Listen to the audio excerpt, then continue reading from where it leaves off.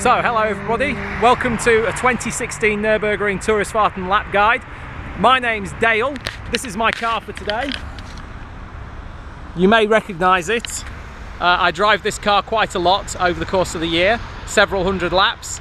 And today I'm going to make a little guide on how you can experience the Nürburgring safely and still have fun, okay? I'm going to do this in my work car because it's all set up for it, but you can drive the Nürburgring in any old car you want as long as it's road legal on a Touristenfahrten day. So let's put the camera in and we're going to do all of this in one take. Let's go. So now leaving Retti's gas station, barely a minute from the entrance to the Nürburgring here. Seatbelts on.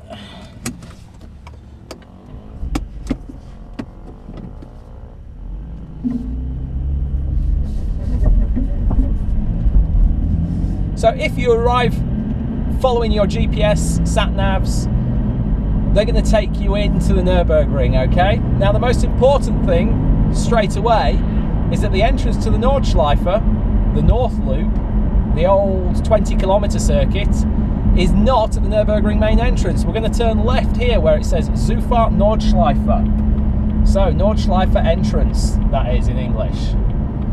Indicating left. Don't worry about my noisy brakes, that's just some proper racing brake pads.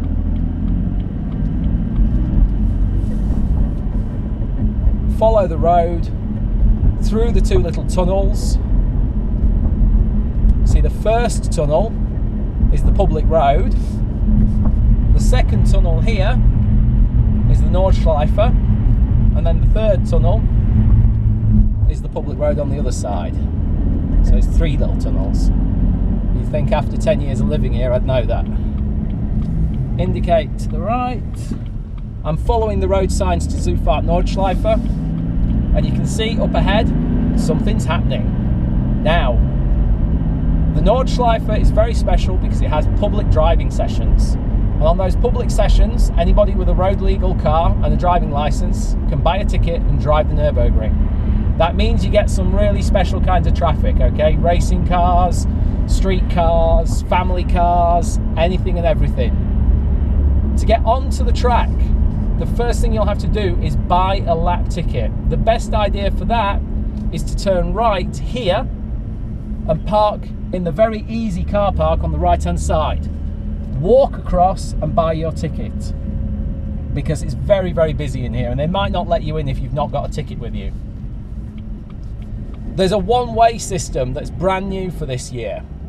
It's very, very simple to understand. We drive in on the right hand side here, and ahead of us is the actual Nordschleife. Just to make things super clear, I'm going to do a lap of each car park. So there are two car parks on this side here, okay? So before you get to the Nordschleife, if you've not got your ticket, then what you need to do is go into this little car park first. Now this car park on the right hand side is fairly small and fairly tight, but you'll see there's plenty of parking spaces.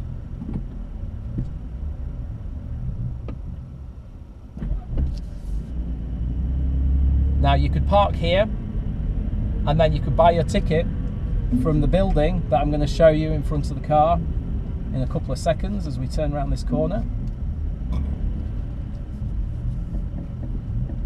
The blue container ahead of us, behind the poster that says Ringkampfer, that blue container is a ticket office, okay? So that's the first car park dispensed with. I'm now going to show you the second car park.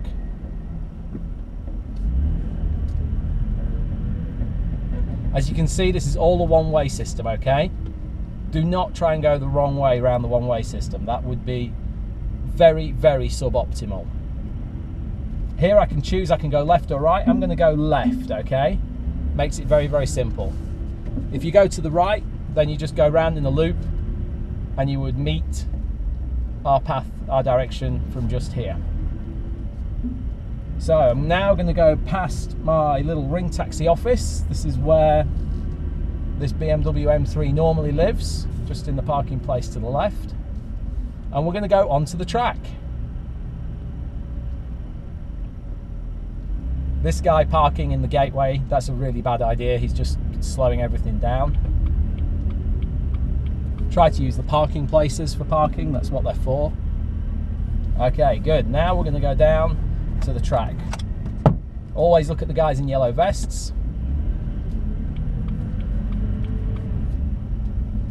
This is where we go onto the track. This is my lap ticket. Okay, that's a special ticket for the ring taxi. But your ticket will look almost the same. Hold it up to this ticket machine here. When the lights go green, the barrier goes up and you drive on. Really, really easy. Written on the barrier, it says quite clearly, this track is a public road today. It's a very, very special status that the Nürburgring has, okay? When we're driving it in Touristenfahrten, in tourist driving, the track is a public road. If you have an accident, you'll be sending the details to your insurance company, the police will be attending. It's all the same as being on a public road. It also means that overtaking is only on the left-hand side and normal driving is only on the right-hand side. I'm going to accelerate away here, nice and gently, staying on the right-hand side, because just like an autobahn, left side is for overtaking, right side is for normal driving. If there's nobody behind you, then you might want to think about a racing line, and that's fun. But don't take the racing line unless A, you actually know what the racing line is, and B, there's nobody behind you. This is T13 section. This is where the Nordschleife and the GP track meet. So just here, that's where the GP track meets. Now, I have a fast moving car behind me, so I'm going to indicate right here. And we're going to let this Suzuki Swift through, because he's going a lot faster. Notice how I use the indicator, indicate to the right, move over, and then he indicates to the left and comes past. All very safe. Now I'm in the middle of three cars. I've got the Suzuki in front of me, I've got a Clio behind me. I'm going to indicate right here, I'm going to let the Clio through. Here he comes. Through the Hansenbach section. Taking a nice and easy, super clean line through the section. Now, if it's your first time here, don't worry, don't think that you've got to take a racing line and you've got to drive fast. That is absolutely not a priority. If you've got a normal family car and you just want to drive and see a few laps for yourself, then just stay on the right hand side and drive at your own speed. The minimum speed for driving here is only 50 kilometers per hour, so I can just stay right, look like this. I'm going to put my right indicator on and I'm just going to keep driving on the right hand side. And it might feel like there's a lot of traffic close to you, but really it's no worse than being on the autobahn. Now I'm going to pick up the pace a little bit, and we're heading down the hill towards a section that's called Schwedenkreuz. Schwedenkreuz is a very tricky section, okay? We go over a little jump, brake in a straight line, and turn in with a late apex on the other side of the crest. It's the crests and the jumps and the dips that make the Nordschleife so challenging for the big race cars, okay? That means you have to be careful when you're driving a street car here. If you try to turn while the car is going light over a jump, and then the car lands, you might find that the steering that wasn't enough because the car was taking off becomes too much when the car lands, and that's how people can crash over simple jumps. Through through the foxhole. We can see here there's a lot of dirt on the ground. That's sand that's been put there to pick up an oil spill. Adenauer Forst, when you see the Yokohama sign on the right hand side and it says Adenauer Forst, start slowing down. Get to the full right hand side and turn in very late. Wherever you can see lots of people watching is probably a dangerous point on the track.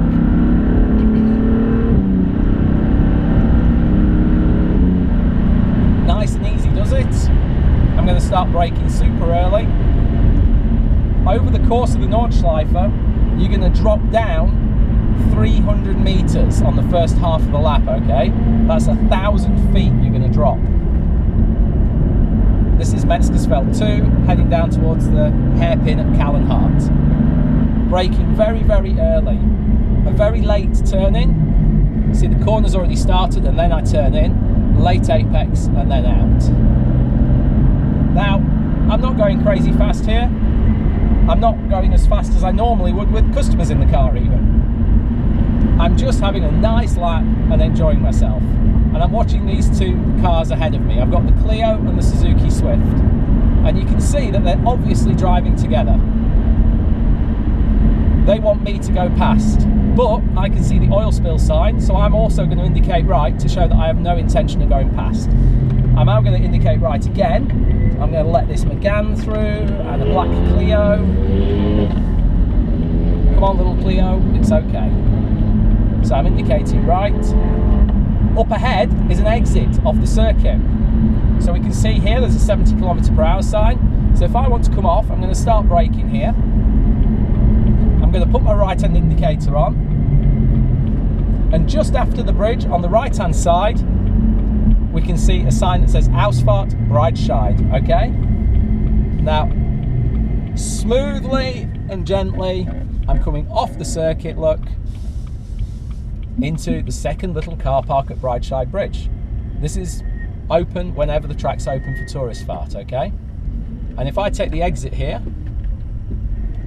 I can actually come out onto the public road. Now, be careful, because the moment you go through this gate, okay, your lap ticket is finished.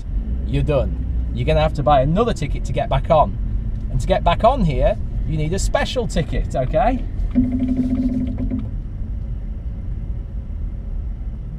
Now, I have my season ticket for this car, which means I can get back on the track. Absolutely no problem at all.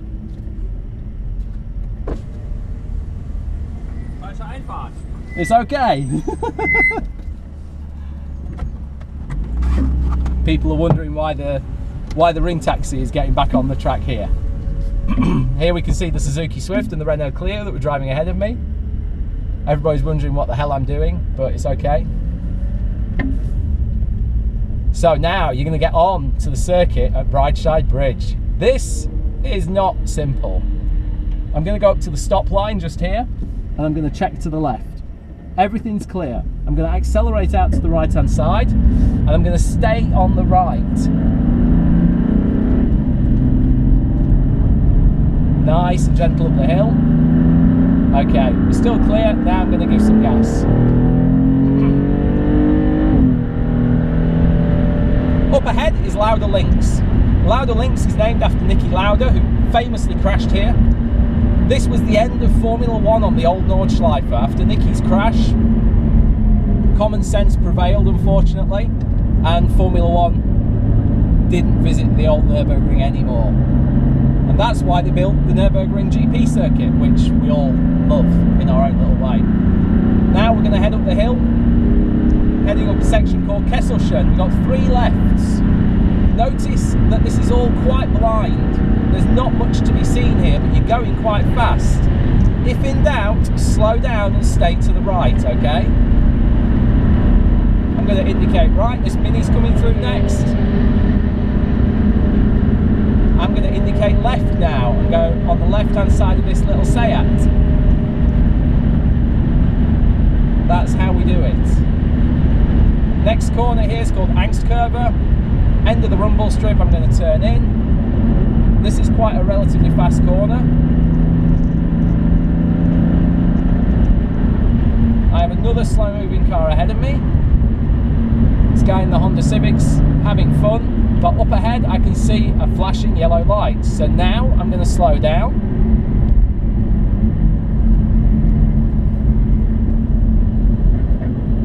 The flashing yellow light means that there is an incident or an accident ahead of us. We don't know what it is and we don't know where it is. All we know is that somewhere ahead of us there is a problem. So now we're going to take it nice and easy. I'm making no effort to overtake anybody. We have a yellow flag out. I'm going to drive into the carousel. Driving gently through. So now we have a yellow flag on the circuit.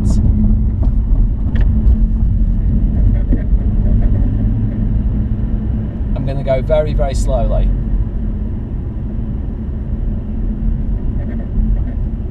Okay, so no really big accidents,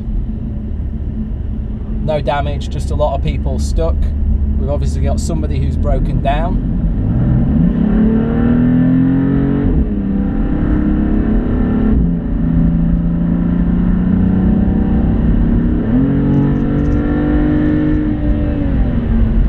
As we approach Nürburgring, it's worth noting that we've climbed back up to the full height of the Nürburgring again, and we're at 600 metres high. That's 2,000 feet. So we've climbed up 1,000 feet since that exit at Breitscheid. We have another sign here. It says Ölspur. That means oil spill. So I'm going to keep my eyes open. I can see up ahead there's a lot of sand down here. I'm going to slow down a little bit. There's a lot of oil there off the racing line. I'm going to indicate to the right. Let this M3 through.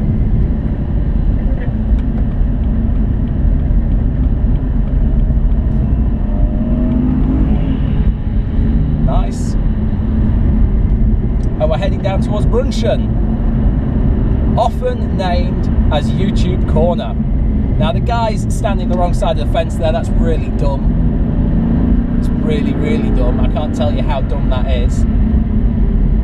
Brunchen 2, where so many people get it wrong. Look at this guy in the BMW. He was trying to overtake on the wrong side there. You can only overtake on the left. As soon as you see somebody in the mirror, it makes no sense to try and fight, okay? Just indicate right and move over. So if I want to come past this Honda, I'm going to keep my left indicator on.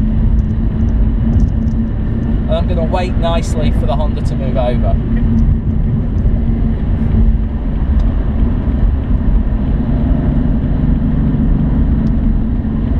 And you might have to have a little bit of patience here because people are often not looking in their mirrors.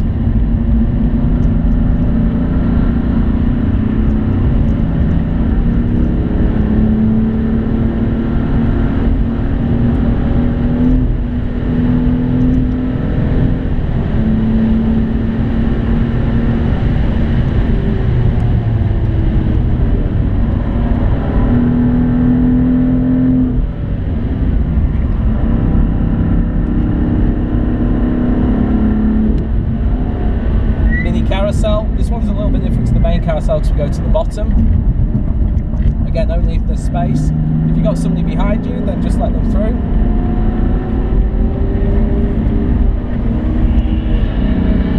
There we go, lovely little E30. Local plates, Euskirchen plates. He probably knows the track quite well, I'd say. And then we're out onto the back straight. And at this point, it's tempting to go for full speed, but don't, okay?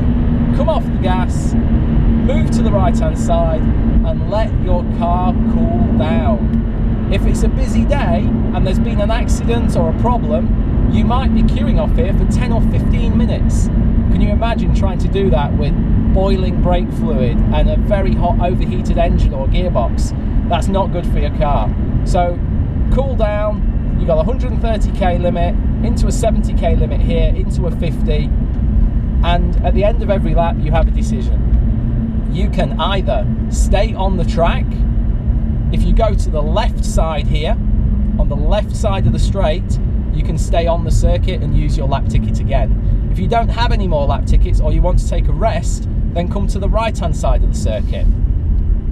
And now we have a new system for 2016, where you can choose again. Left side, go out for another lap, straight up to the ticket barrier. Or right side here, into the car park. And we take this little shortcut, takes us in front of the Devil's Diner, where you can get coffee and burgers and chips. And we're into the car park. And you can see now, it would be very, very bad to be trying to park here if you've got hot brakes and a hot engine, which is why we come down that back straight nice and smooth and gentle. Let the car cool down a little bit, let it breathe. I'm going to take my car up to the Ring Taxi car parking. Watch out for kiddies. See, anybody and everybody wants to visit the Nürburgring on a weekend. They shouldn't have to be worried about racing cars running them over, okay? It's a car park. Nobody ever set a lap record in the car park. See more people running around. Take it nice and easy. Good. So, ladies and gentlemen, that marks the end of my 2016 How to Drive the Nürburgring Safely video. If you liked it, then please click like. If you want to see more things like this, please subscribe. And otherwise, I expect to see you here at the Nürburgring as soon as possible, if not before. Thank you very much for taking the time to watch this slightly longer than normal video.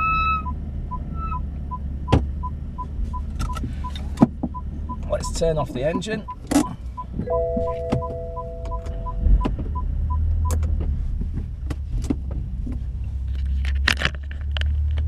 Take the camera outside.